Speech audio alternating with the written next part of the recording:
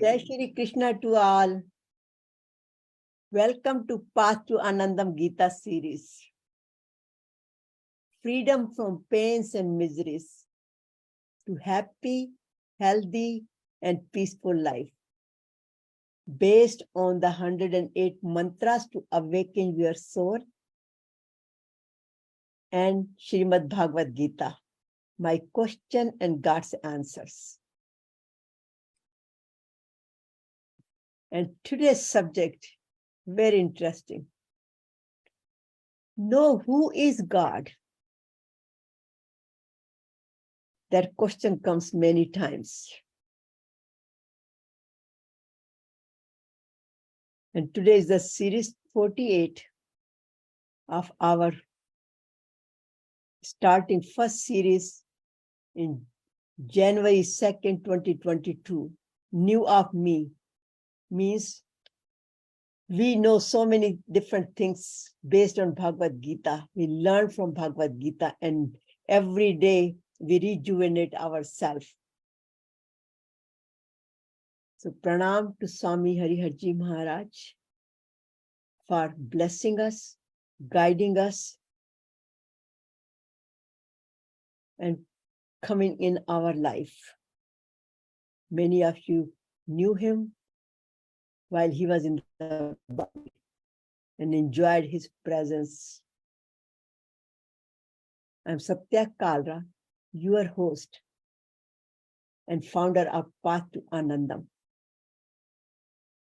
And whatever you see on this page, it is all the blessing of Lord Krishna and Guruji and his guidance, who asked me to spread the Gita's message through books, through talks, one-to-one counseling, whatever mean it suits and the need is. So thank you very much, Guruji, for coming in our life, especially in my life. And today's series, based on chapter 7, and the main verse is taken 7:7. Who is God? Who can know God? How to know and find God? Benefits. What are the benefits of knowing God or getting connected with God? And what are the practices we can do? What kind of homework we can do? And what is our sankalpa? That today's sankalpa is, I know God. And meditation, question and answers at the end. So by now we all know that Gita was started when Arjuna gave up, got confused, and refused to perform his duty, his karma, and said, Na jotaseti Govindam, because he thought he was getting involved in the bloody war in Kurukshetra, where his family members, his cousins, his near and dear ones are arid in the field of Kurukshetra. And he just saw that war as if he took the face value of it, whatever he saw. And he could not see beyond it that what was the purpose of that war. So superficially he thought that war is for winning the kingdom for him. And during that time, there many people's life will be sacrificed. So he just refused to fight, get engaged in this war. And that's where Lord Krishna came in, guided him. But prior to that, he prayed to Lord Krishna He asked for his guidance very humbly, and he surrendered to him. The key word is he surrendered to him. And he said, Karpanye dosho pahat svabhava, paschami tvam dharma sammood cheta, yachhe syani nishchitam bruhi tanme, shishyaste ham shadi mam tvam prapanya. My heart is overpowered by the weakness of pity. I have lost all my composure and my mind is confused about my duty, my dharma. I don't know what to do and what not to do. I'm requesting you, please guide me. Because I'm your disciple, I surrender to you. So as Arjuna lost his composure, he lost actually his heroism because he had got engaged, he has fought many wars prior to that, and he never thought about this particular situation, or he didn't think about that he's killing other people, etc. But when he saw his family members, that's where he got confused, because he was engaged. His system got so much power with his attachment with his family members and his ego, that he was the one who was conducting or who was fighting. But Lord Krishna helped him to get out of this fear of killing, Vishad, which is in Gita is called Vishad. And once Arjun got connected with supreme power and asked for the guidance, his Vishad become the Vishad Yoga, because through Vishad Yoga, he got the prasad, the wisdom of Bhagavad Gita. And he understood the purpose of his life. He understood the difference between plain karma and dharma. His duties were just killing. And at the end he says, Karshe Vachanam Tau. So he started marching with Lord Krishna and he said, let's go. So that blissful journey for self-purification, transformation and uplifting, that's what the Gita does. Makes us realize who we are. I am Chit Ananda. So let's all embark on that beautiful journey together here. As discussed previously, the Srimad Bhagavad Gita has 18 chapters, 700 verses. And these 18 chapters are further mainly divided into three: Karma Yoga, Bhakti Yoga, Jnana Yoga. And until now, Lord Krishna guided Arjuna, taught him that he should engage in his action and convert every action, karma, into dharma. And finally, Arjuna did understand that.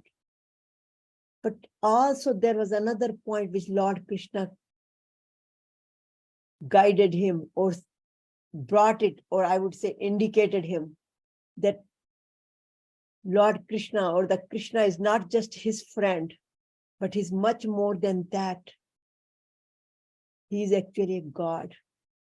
And that's where Arjuna got more confused.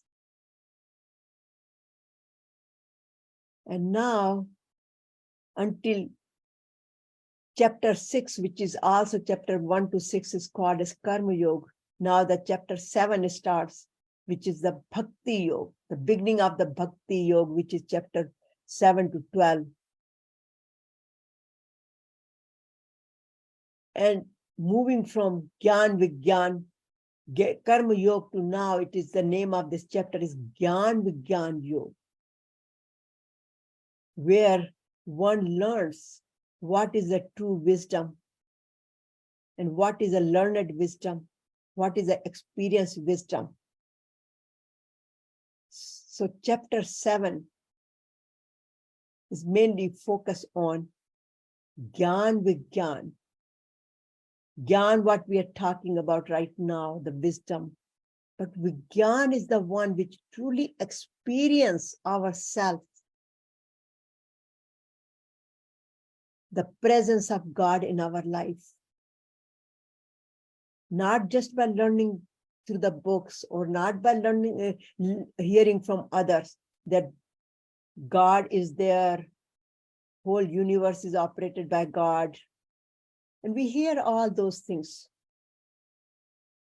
But in this chapter, from here on, Lord Krishna tells him, no, the true wisdom is, which is you experience yourself.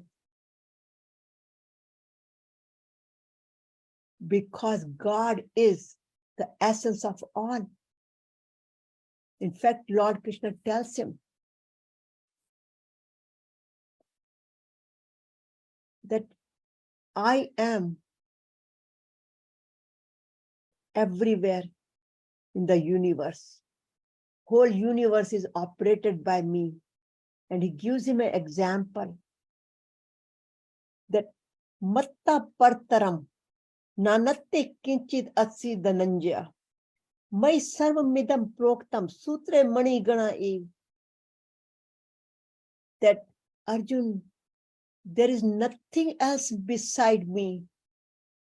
Everything in the universe is strung on me, like pearls on the string of a necklace. So all these pearls you see are held together by the string. And Lord Krishna says this universe is also divided into small pieces everywhere. However, I am the one who puts the whole thing together. I am that string who holds the whole universe together. So knowing and experiencing God. When Lord Krishna says it's not easy experiencing God, but very simply he said, just keep this in mind. If you just remember this, that I am the one who holds the whole string, whole necklace together, whole universe together. I am present. God is present in all, in every situation. Here it says partaram. Partaram means God is present in every situation. Many times we think we are the doers, we are the creators. But Lord Krishna says, matta martaram, nanatte kinchidapi dhananjaya. There is nothing beside me in this universe. Every situation is created by me. I am there.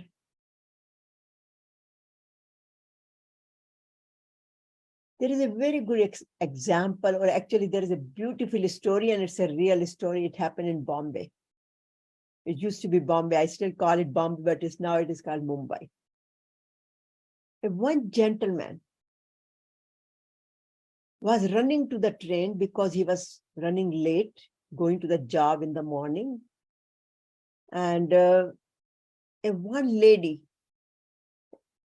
I would say beggar, she stops him. And she says, I'm so hungry. Can you just share 10 rupees with me? I need to eat. And the guy said, no. I will miss my train if I do that. So he ignored the lady and ran. But by the time he reached to the station, he missed the train anyhow because he took few minutes speaking to that lady because he was so late. So he was so frustrated and kind of cursing that woman that she made him miss his train. And the same time, his wife calls him and asks him, "Are you okay?" And he says, "Sure, I'm okay. Why are you calling me? Why are you asking this question?" And she says, "Because the train which you usually board got in an accident. And there are many casualties. So I'm checking if you're okay." So he runs back to that woman, because then he realizes that making him late, that woman is the one who saved his life. So he went back and he opened the wallet and took the 10 rupees out and put it on woman's hand.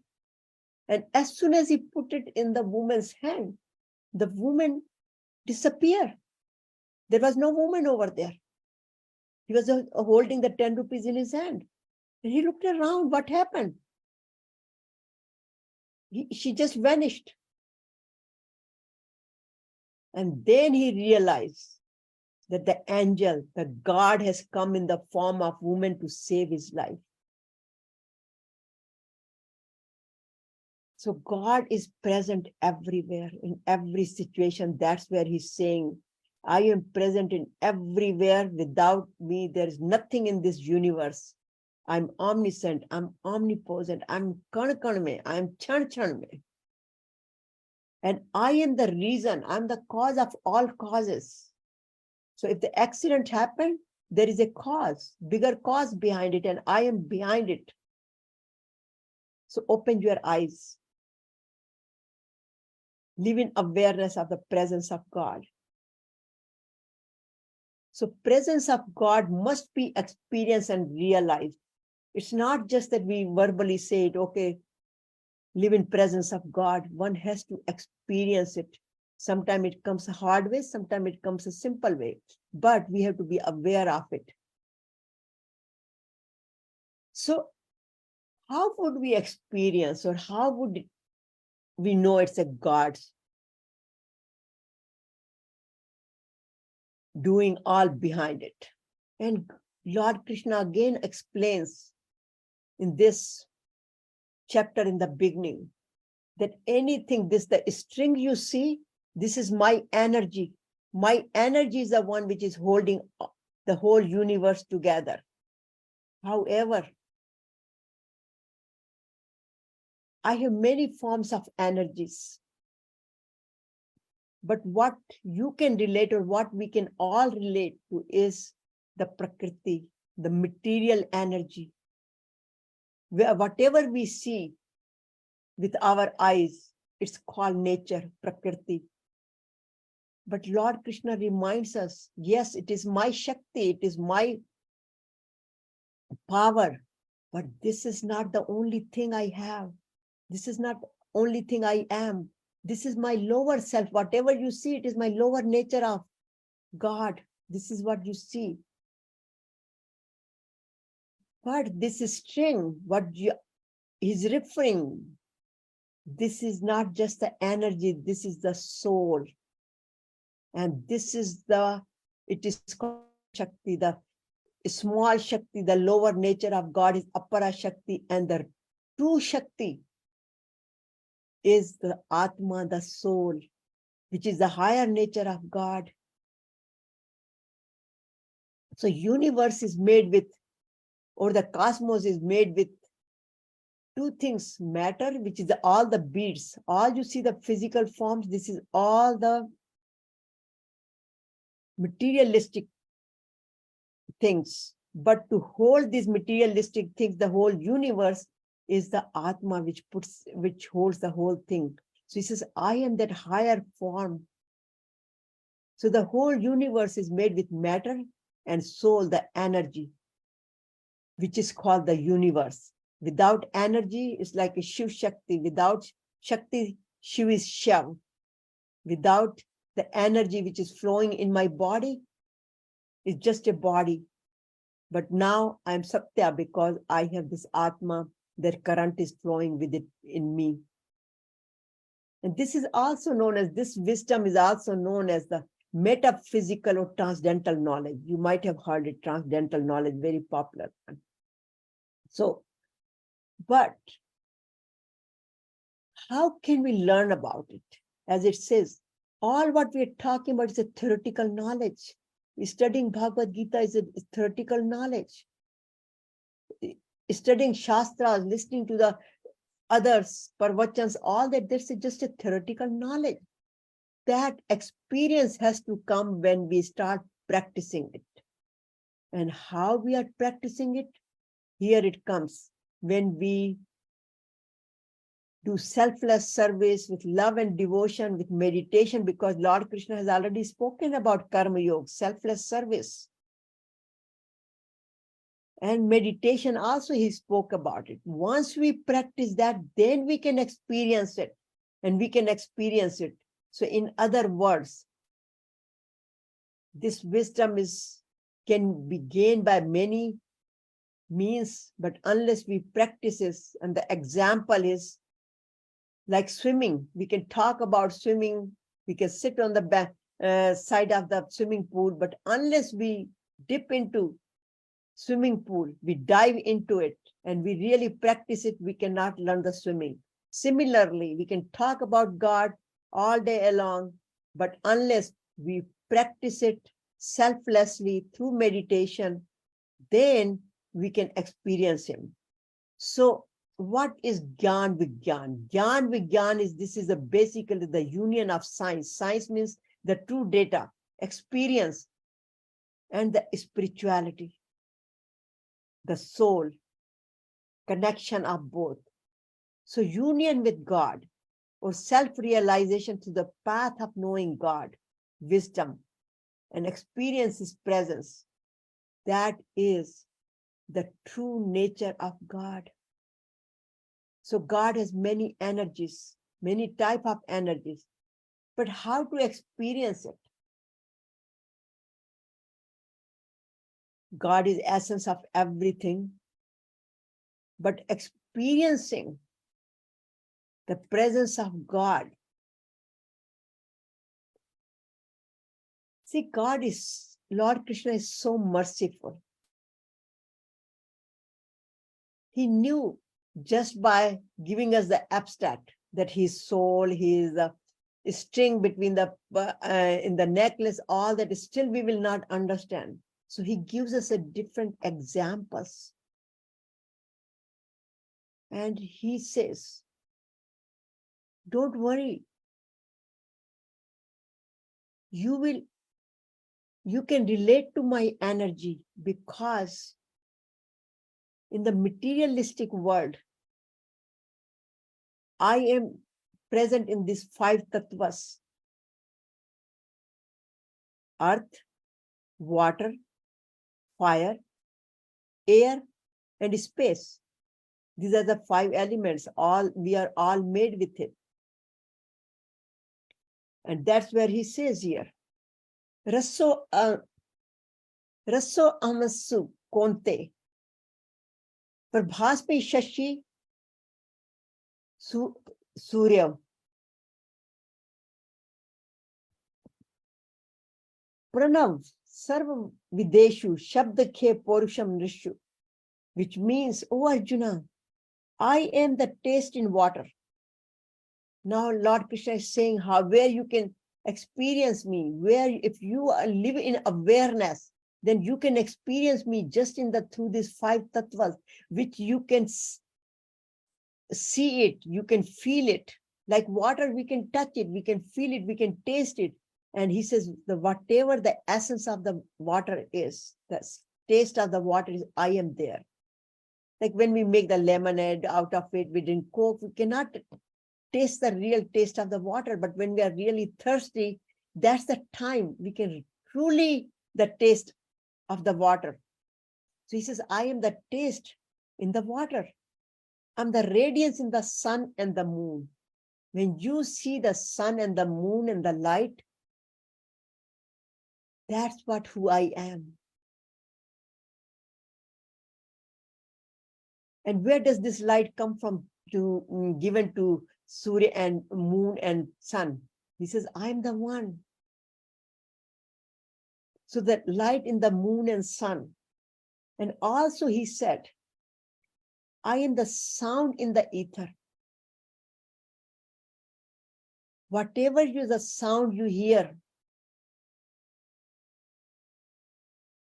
which is pranav. Here is the pranav sound. He says, whatever you hear, if we really pay attention, this sound is always coming in the form of, you can hear the om.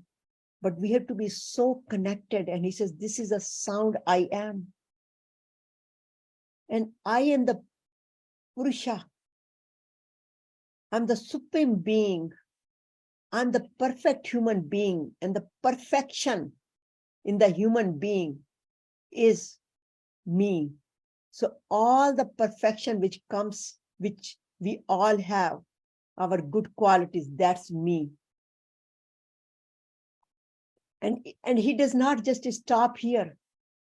He continues to say that. Look at that. Punyo ganda prathivcha tejasmasmi vibhavas vaso jivnam sarva bhuteshu tapasyasmi tapasvishu. I am the pure fragrance of earth, the gandha prathvi, the whatever the beautiful fragrance comes from the earth. For example, when the seed is put in the earth, like mango seed or a flower, then it's just a seed, it doesn't have no fragrance in it. But when it gradually starts germinating and growing, and finally it comes to the flowers and the fruits, that the fragrance which I give, that is me, that the fragrance you smell in those fruits, in the flowers, that is me. And also the brilliance in fire. Again, he refers back to the sun and moon. And he says, the brilliance in fire, the tej, the heat which comes in the fire. The fire without heat is no fire. But that heat which comes, which along with the fire, that's me. And I am presence in the penance of ascetics, in tapasvi, in tapa of the tapasvis, that's me. See, previous chapter, the very last verse of chapter 6, we talked about, Lord Krishna says that the best yogi is not just a tapasvi, not just the person who reads the books, but who is the best yogi, who ultimately experience me. And that's where he's talking about, that we can do all the tapas. The tapas are the form of God's presence, but through the tapas, we become the best yogis. We experience this power of Supreme. So here is a one point to note. Everything externally, the lower energy of God is Prakriti, Mother Nature. But that's all temporary. Season come, now beautiful spring season. Everything is greenery and the flowers are blooming right now. But very soon the summer will come and all the greenery will disappear. Everything will turn into brown. So everything what we see with our eyes is temporary. But the soul, the Atma, that is the everlasting. So one of the things when I was thinking about it, that Prakriti, this is the God's lower energy. And we spend most of our time, or at least I spend most of the time thinking about the external world, Prakriti, job, family, physical body, surrounding, social, everything. But there's all a lower nature of God. So why am I wasting my time just thinking about the external world? And then the beautiful answer comes. that yes, it is my lower energy. And we can experience that lower energy when we are upset, sad. We cannot experience that Anandam, that higher energy within us. That sadness, that worry, that fear, that is even related to all the external world. So then Lord Krishna says that lower nature of me, utilize that, use that prakriti, use this fear and convert that into faith. Do everything like family, social, everything, and serve the world, serve this mother nature. Then you can experience your true nature, your soul within, the Anandam within, what is Anandam? So the current which is flowing within us, that is the ultimate essence of God. And we all have a different forms of it. Like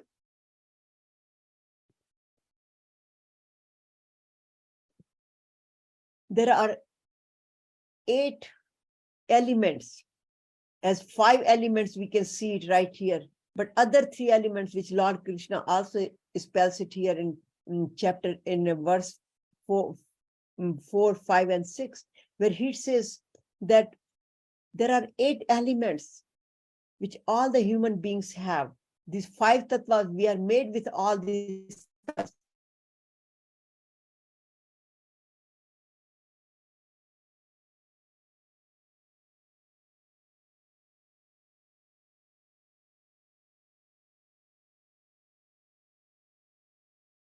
We need the space.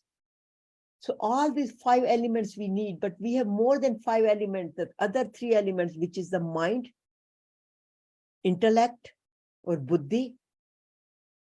So mind, buddhi, and then ego. Those are the 3 which makes us different from one person to another person. My mind is filled with different type of elements, different memories. My buddhi is different than others.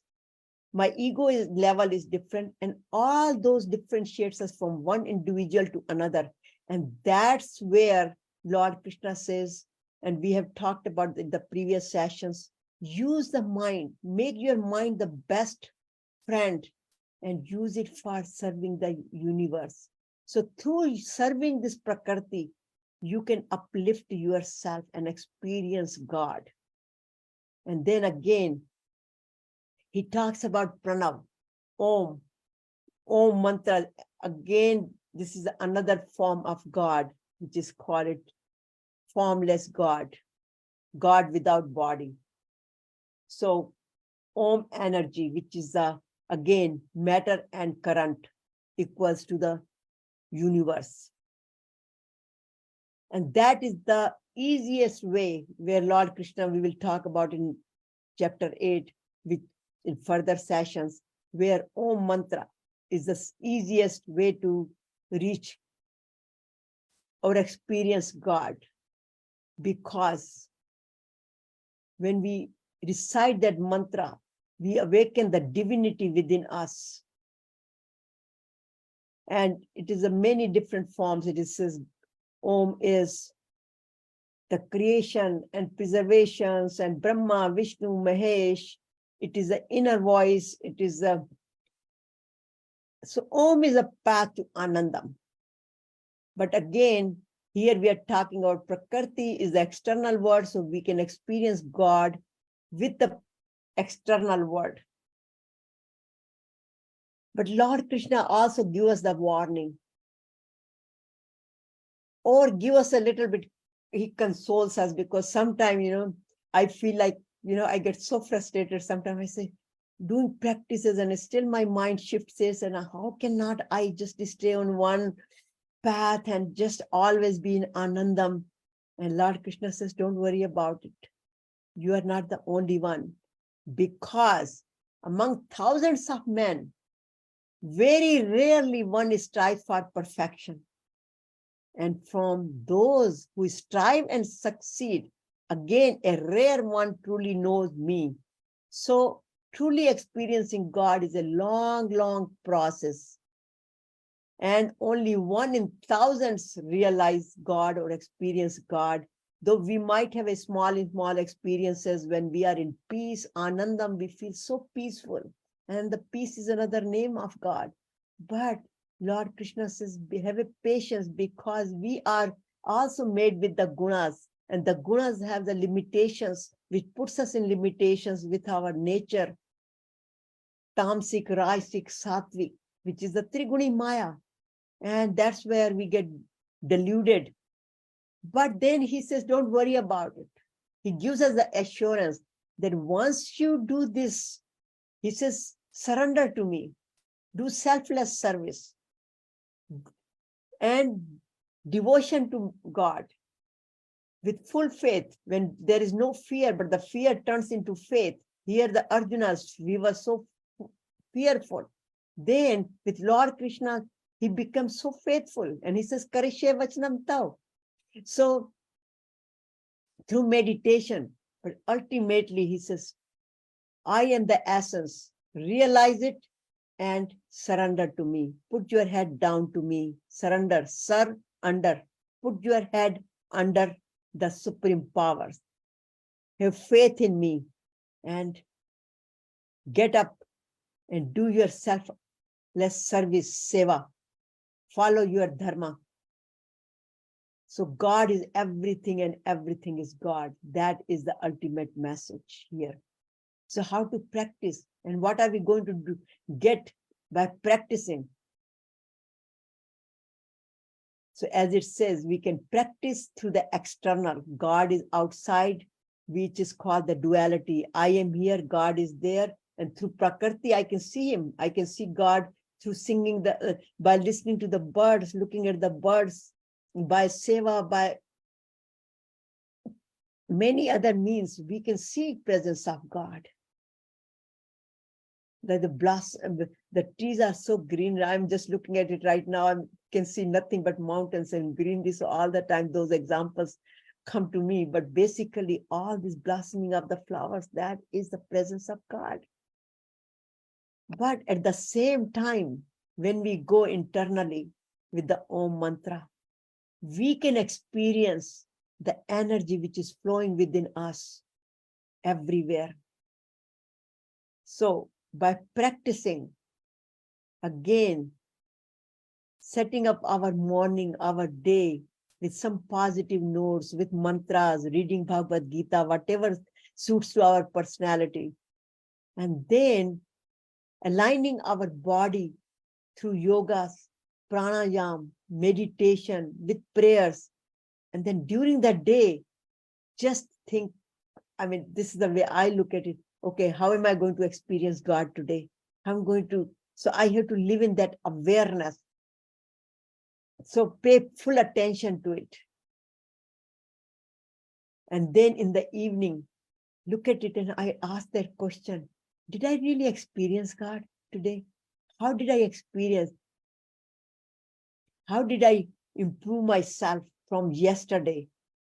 Am I more closer to surrender?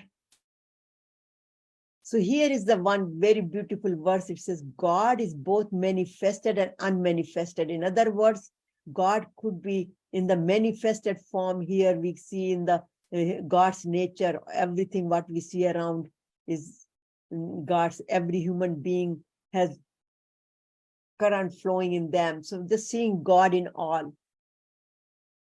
That is another form of God. But also when we go through the meditation, we also see his presence. So it can be experienced both ways, externally and internally. And finally, by doing it, we transform ourselves. We come closer and closer to God and actually realize our true purpose of life, which is a self-realization called or God realization, and experience that happiness, peace, Anandam, who I am. So time for homework. So we have to live in awareness and ask the questions. Do I have faith, full faith in God? Do I have to work on it more? Do I fully surrender to God? And this is where I have to work on it, because I know many times my ego comes in the way. I become the doer and have the stress because I'm the doer. So I develop more stress because I separate myself from God through the stress. So I have to work on surrendering to God more. And do I just gain the theoretical knowledge just by listening, just studying Bhagavad Gita, listening to pravachans, or do I really practice this theoretical knowledge? Do I bring this theoretical knowledge from my head to with my hands and to my heart? That's what to Bhagavad Gita to me is 3 H's: head, theoretical knowledge; heart, bring it, manan, and then put it in hands. Connect all these 3. So we continue to do this self-inquiry and move further and further and further up. So the today's sankalpa is, I know God. Though it might be difficult, it takes time because it's not a quick fix. As Lord Krishna says, only 1 in 1,000 realize God. But continue practice, have a patience. And I put this beautiful picture, which I always reminds me, once we put that seed in mind, this seed of this thought that I know God, I know someday, eventually, fruit will come and I will fully experience God because I work with my sankalpa. My sankalpa is to know God. So thank you very much for attending the session. Know who is God and go beyond pains and miseries and ultimately experience happy, healthy, and peaceful and Chit Ananda, because that's where the true experience of God is, when we truly experience it, that Anandam within us. And that Anandam is Chit Ananda. So thank you very much again for attending.